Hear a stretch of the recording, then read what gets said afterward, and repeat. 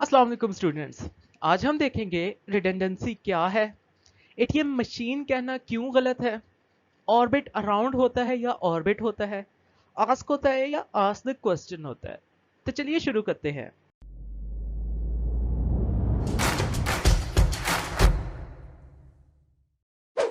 Students, redundancy हम कहते हैं फालतूपन को।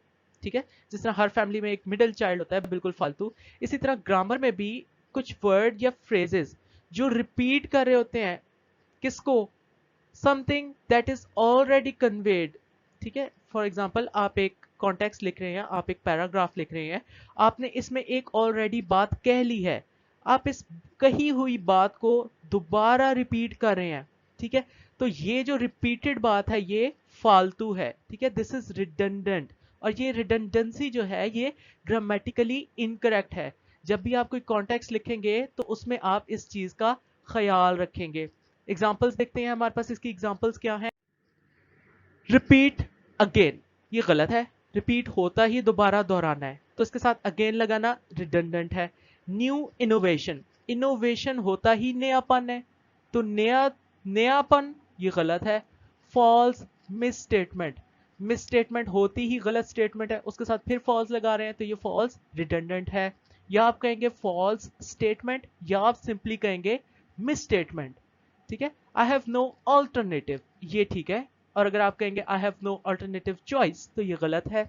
इसी तरह हमारे पास है इमरजेंसी सिचुएशन, आप कहेंगे इट्स एन इमरजेंसी, आप ये नहीं कहेंगे it's an emergency situation. Then हमारे पास आता है एटीएम मशीन।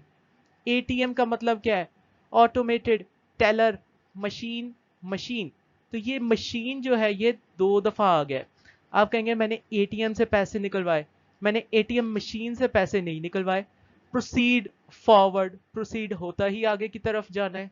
ठीक है, इसी तरह और वर्ड्स देखें तो हमारे पास आता है रीपे बैक, रीपे होता ही वापस देना है, तो ये इसके साथ जो बैक है ये रिडंडेंट है। हम ऐसे अक्सर स्टार्ट करते हैं, हम उसमें लिखते हैं अर्लियर इन टाइम, तो हम इन टाइम, ये हमारे पास इसमें रिडंडेंट है, हम सिर्फ कहेंगे अर्लियर। इसी तरह डिसेंड डाउन, डिसेंड होता ही नीचे उतरना है, तो फिर ये डाउन जो है ये रिडंडेंट है। तो ये था हमारे पास redundancy. That's all for today, see you next time.